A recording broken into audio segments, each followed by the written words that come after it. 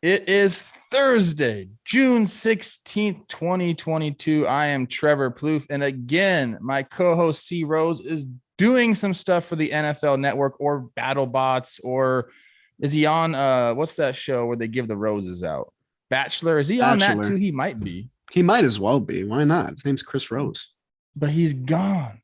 He's gone. And in his place, not Jerry Blevins today, but his co-host of Shea Station, the excellent Mets podcast, Jolly Olive. Jolly, how you doing, man? Thank you for joining us today.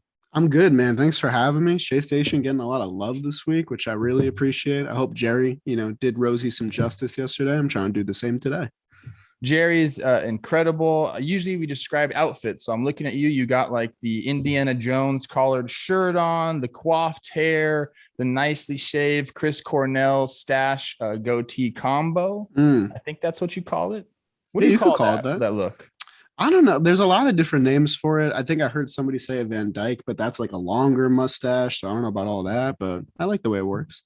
Let's call it the Cornell. I I, I I like it. once I once had a Cornell, Mm, and I enjoyed it. It made me feel like sophisticated, but a little rock starish. I guess that yeah, a little bit. kind of Because sums like up Chris Cornell. solo mustache is like kind of a commitment. That's a bold choice. But like I feel like having the bottom, it's a little it's unique, Gotta go Yes, for it is. something. It is. Yeah. All right. Since you do talk about the Mets, that's your team. You're very familiar with the NL East. We're going to start off there. And maybe Mm. not something you love to talk about, but the Braves are absolutely going. They're over the World Series hangover. They drank a Pedialyte, or they're drinking again. We don't know which one it is, but whatever it is they're doing, it's working. 14 in a row. They're now within 4 games of the Mets in that NL East. Do you feel confident in the Mets holding this lead, or do you think at some point this season, whether it's in a month, whether it's in September, do you think they'll relinquish the lead in the NL East, Jolly? That's a good question, man. The one thing I'm going to say is that Mets have been playing some good ball. Played some tough teams, played the Dodgers, played the Padres. Brewers, they've been sliding, but I still count them as a good team, I think. They went 8-6 during this Braves winning streak. They won 8 games. They went over 500, but they lost 6 games in the standings because the Braves just don't lose. And like Mets fans, I see a lot of talk of like, oh, well, they played, the Rockies, they played the A's, they haven't played good teams. It's still tough to win 14 games in a row, regardless of who you're playing. So kudos to the Braves because they're really coming together as a unit right now. At the same time, they're going to lose a game again. After this stretch, they got the Cubs coming up. We're going to talk about the Cubs because they're doing some interesting stuff right now. But then they got Giants, Dodgers, Phillies. They're going to return to playing those tough teams soon. That's going to be, I think, the battle test for the Braves. You got this momentum now. Can you steady it and beat some of the more competitive teams in your league? Yeah, they've been getting some performances kind of all over their roster. I love the way they're constructed. Mm. I'm not sure what the Braves are going to do at the trade deadline. They're getting some guys back, so I think they might just see how that happens. Rosario will be back soon. You're going to get I Soroka. yeah, Soroka. I'm more interested in your take on the Mets and all the injuries that they've had. Is there an update on Marte? Do we have an update yet? Yeah, so he's day to day right now. They yanked him out of last night because I think they were down 10-1 and he got hit on the wrist. It doesn't sound serious, but Marte, we kind of knew going in, he's 34, 35 years old. He's entering father time a little bit. You're not going to have him for all 160. These are kind of freak injuries that you can't avoid. They just happen because that's how baseball goes. Mets have been getting hit by pitch all year long, so it's not Oh, we totally know. surprising to me either. I don't know what's going on, what's in the water. I think he's going to be fine. I think it was probably precautionary to take him out of the game. They didn't need him in there. It was kind of a blowout at that point. I'm hoping that's the case, but who knows? Scherzer, DeGrom. We're seeing DeGrom right around the All-Star break, or maybe the trade deadline? Where do you think when do you think that's going to happen? Because I we, mean, we haven't seen him at all this year. I know we got him back in the dugout recently. So if you count that as a victory, there's that. I think Scherzer's definitely ahead of him. Probably we'll get him back in like maybe 2 weeks, which I think is pretty good. DeGrom, I mean, the last thing you want is to rush DeGrom back with this unique injury and then lose him again and not have him for if you go on a playoff run. So I think the Mets are being overly cautious and probably, that's a good thing. I don't think it's to a fault. But at the same time, like no one really knows when he's going to hit a rehab assignment. He's still doing bullpens right now. I think they're just kind of steady in that regard right now. I'd love to have him post All-Star break. I think that's like optimistic at this point. Realistic is probably like mid-August, maybe September. I don't know, man. Yeah, because he's got to build up. He's got to build his pitches up. You don't want to you don't want to bring him up and have him go, 65, 75 pitches. Like you kind of want him to you want him to be up and say, hey, you're going to go 85 to 100 pitches today. And that requires a pretty lengthy, rehab schedule for him. So we're all wishing for the best. We're talking about the Braves, though, so I want to give a shout out to. I like to give a shout to relievers, Joe. Okay, sure, of course, because they don't get enough love. I mean, I love agree. relievers. You love I Jerry love Blevins. relievers. My guy AJ Minter got that ERA below a 1. Sub 1, he got to get a shout out. 0.98 in 29 games, 27 and 2/3 innings pitched. The WHIP. Give me it. 0.759. That's what you want out of a reliever. You don't want relievers coming in, putting dudes on base. Damn. He doesn't put anybody on base. So shout out AJ Minter, been a big part of why the Braves have turned it around.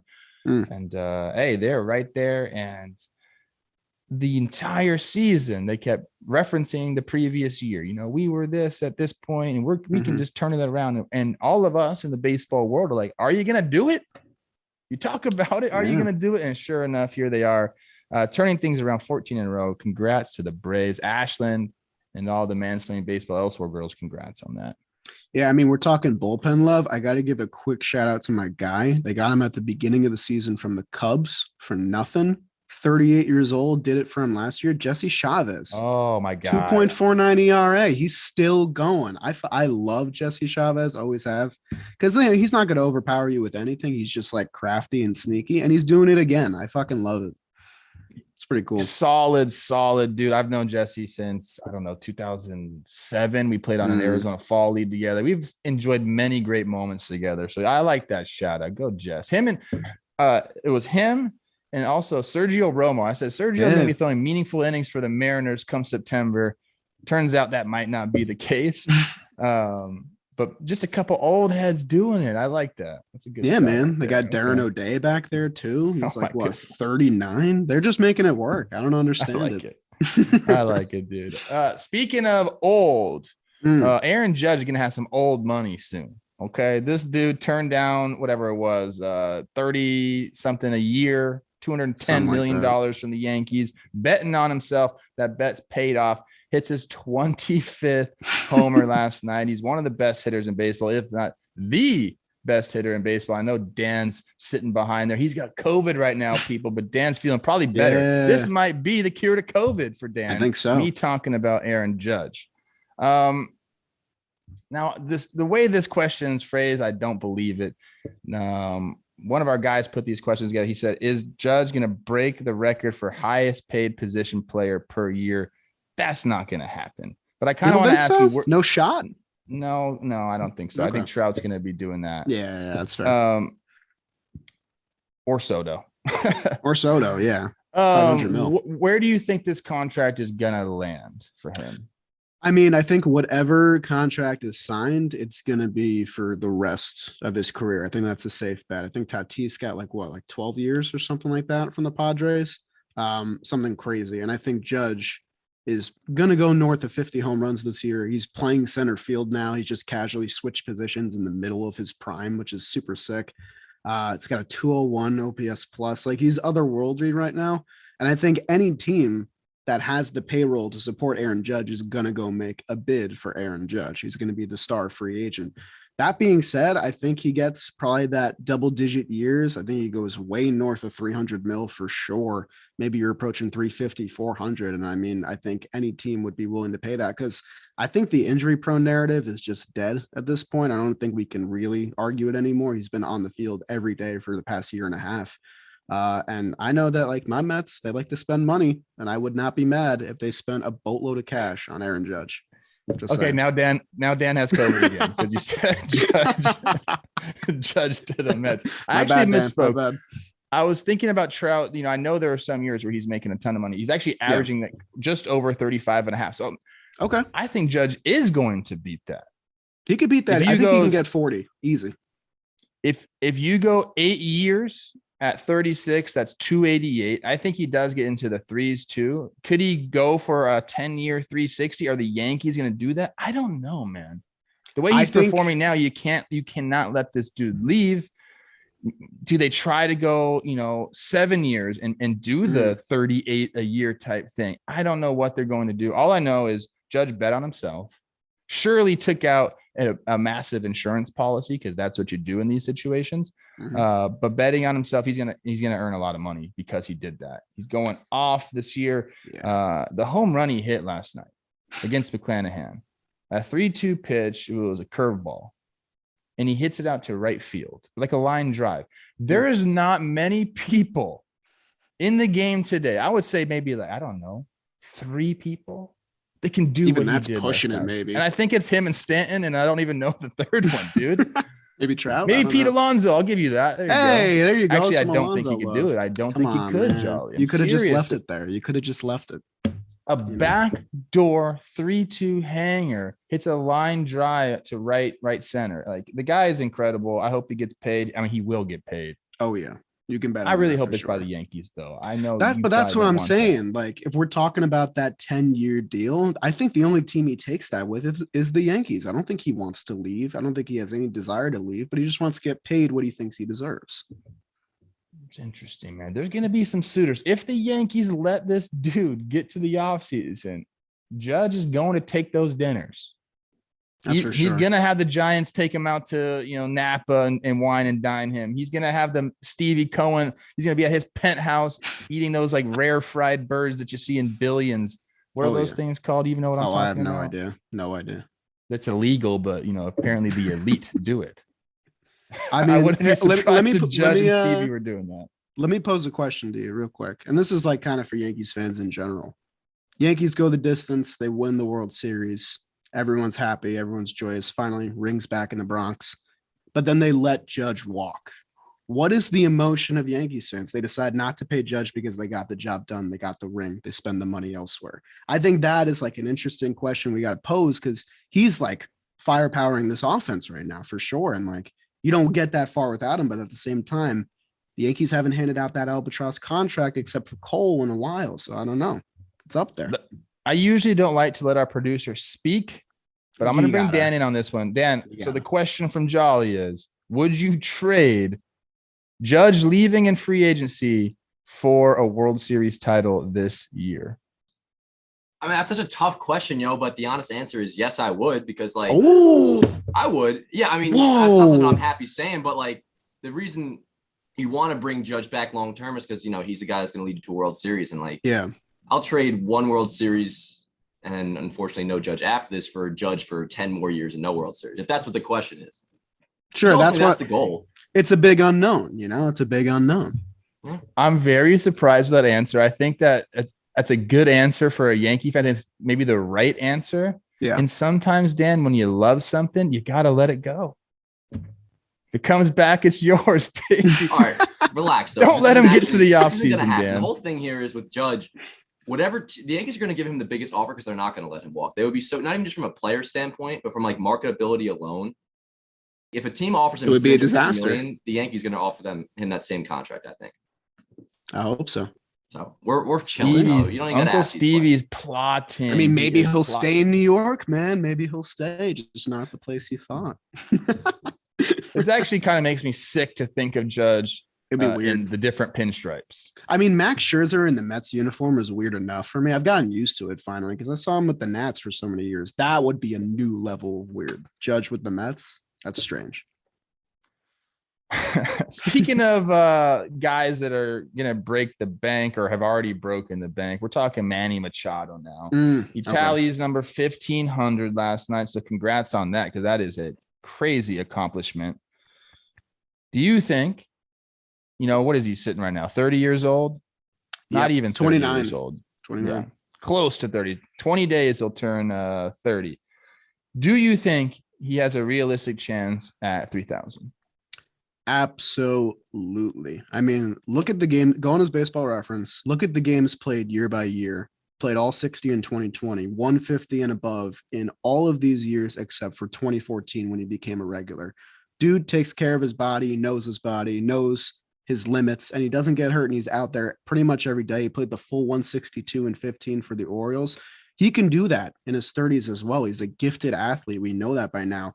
And he's not playing short anymore either. And I think that he's just like found his rhythm so quietly too. I feel like Manny Machado never gets discussed in like the upper echelon of players anymore for some reason. But right now it's him and Goldschmidt for this MVP race. And I think Manny handily can get to 3,000 if he can just stay on the field. And I think that's pretty cool because I think, it's far away. We're probably like 8 or 9 years from that, but still it's in the cards for sure. I'll piggyback off that. I believe he can as well. I've been talking about it for a long time on the show. I think players with the tech and with the way the teams are approaching guys, they're going to be able to play longer. I think we're going to start extending players' careers. Players are really cognizant of sleep, of their diet, of their workout regimen. It's no longer, hey, man, let's get as strong as you can. That's what I used to do, which is so dumb when I think back about it, man. I had a lot of soft tissue injuries because I was just lifting my ass off all the time. But guys are getting smarter, man. Now. Come on. I know. Guys are getting smart all the time. This is a great stat from an MLB article. I want to give the writer credit. It's AJ Casavel, who I believe covers the Padres. It's been 8 years since Machado missed more than 10 games in a season. Damn. So that's what has to be done to get to 3,000. You got to play 20 years. You got to be relatively healthy and you got to be able to produce. Machado's found a home in San Diego. He seems very comfortable there. I think he's finally getting like the recognition that he deserves. A lot of the times when the media would talk about Manny, it's about, bad teammate or, kind of dirty player. They remember the bat throw to Donaldson, the stepping of the foot of the first baseman, stuff like that. But go watch this guy play. He's been special since day freaking one. And I know a lot of Miami dudes, and they all love him and they all work out together and they don't say enough good things or they can't say enough good things about him. So sometimes, players get these, they get these narratives and whether, it might've been deserved back in the day, when Manny was on the Orioles, he was like 21 years old, dude. Yeah, imagine if people were looking at you your entire early 20s. I think you might still be in your early 20s, but I know that I don't want that happening to me, or I didn't want that happening to me. Machado's kind of grown up in front of us, but he's matured into a hell of a ball player, a leader on that team. And I do think he gets to 3,000. And if he does, we're talking Cooperstown. And I don't think a lot of people think Cooperstown when they think of Machado. Do you? I definitely do, but only recently, because I feel like when he gets brought up in conversation, you pull up his stats and you go, damn, like I didn't expect all of this. But yeah, we watched him when he was 20 years old. He's matured in front of our eyes. The one thing I do want to talk about, though, with you, because we were just talking contracts, I didn't know this. Manny Machado has an opt-out after 2023. If these Padres, if they have a similar year to last year where they're coasting and then things fall apart, does Manny get the itch? He's played for the Orioles. He's played for the Padres. Does he get the itch that he wants to go get a ring? Opt out? I don't know. There's way too much money that he was saying goodbye to. But we're talking about a Cooperstown athlete, We're talking about a guy that would get paid. Oh, man. It's tough. The only way that, in my opinion, he gets into Cooperstown is the 3,000 hits. He's got to get that. Yeah. His OBP is kind of what's holding him back as far as like overall offensive numbers, like a career 340, which is, right around league average. But, to get that OPS into the higher eights, he's got to work on that. Maybe he'll find something there and fix that as he gets older. But Jolly, as of right now, 142 mil in the bank. He's got another 192 coming. He ain't going anywhere, bro. He ain't going anywhere. Maybe he misses his old manager, Buck Showalter, man. Maybe he misses what everybody on the Mets, bro. Stop. What is this? I'm going to come play for the Mets too. How about that? Hey, we need you, man. We need you. Come on. Let's go. All right, this next one is all you, bro, because I don't like to talk about stuff like this, okay? The Cubs lose their 9th in a row. So we talk about the Braves surging 14 in a row, 9 in a row for the Cubs. They've been outscored 84-26 during the stretch. They've given up 61 runs in the last 5 games. I guess. Thoughts? Comments? What do you got on the Cubs, man? I think it sucks because this was a franchise that was trying to go playoff core, win the World Series, make the playoffs every year, and then skip the rebuild and go right back to competing with like a good fundamental roster. And I believed in them a little bit to maybe sneak into that 6 wildcard spot, but it just has completely fallen apart. And now, now what do you do? Because you didn't sell really, and now you're stuck with all these pieces, and you're probably gonna have to sell this year. They got a lot of guys. They got Wilson Contreras, who's having an all-star year, but like a lot of the contracts they handed out. Marcus Stroman is back on the IL, ERA above 5. Wade Miley, he's on the IL. He's only made 4 starts this year. The Cubs are in a really, really tough spot. And the next team they welcome into town is the Atlanta Braves, who have just won 14 games in a row. Things are not going to get any better for this club, and it absolutely stinks. But at the same time, think deadline, think everything you can get for guys like Robertson, Scott Efros, who was in the office the other day. He's having a great year. There's a lot to like on the roster here. It sucks for Cubs fans because, there was potential, but it's just not coming to fruition right now. When we did our TPPs, we looked at this Cubs roster and like, what are they doing? Like, where's the direction here? They bring in Stroman, they bring in Suzuki. You're like, okay, like, well, is that it? Because you kind of need some more than that. We know Happer's there doing his damn thing. We're like, okay, you got Clint Frazier over there. Like, what's that going to look like? I don't think they had a real direction. I think that everything since they started selling off all that core that brought them that World Series, they kind of have been a rudderless boat, if you will. And if they have to start selling some of these guys now, I think that just puts them in another curious situation this offseason. Like, are you going to start adding more in the offseason? Are you going to run back the same roster in 2023 that you're running out in 2022? Because that ain't going to work. Yeah. And like, this Cubs franchise should not be mediocre. It was mediocre for a long damn time. Okay? Long time. You break the curse and you have this core together. You could have kept them, and they decided to go against that. And now I'm just curious to see where they go. You want to see them good, because when the Cubs were good and they were, they win the World Series, and they only got one, but they were in the mix. And now they're just mired in mediocrity, and they're going to continue to that unless they go one way or the other. I think they got to pick a lane here. They're kind of cruising in the middle of 2 lanes. You either got to go for it more, or you got to start selling pieces. It doesn't make a lot of sense for me for them to start selling everybody off and retooling or whatever, when you just signed Suzuki and you signed the guy like Stroman. I know it wasn't a super long-term deal with Stroman, but Stroh I think is a 3-year deal, and he has that opt out, but I don't think he's going to take it because he's not really having a good year. I think he's probably going to take that safety.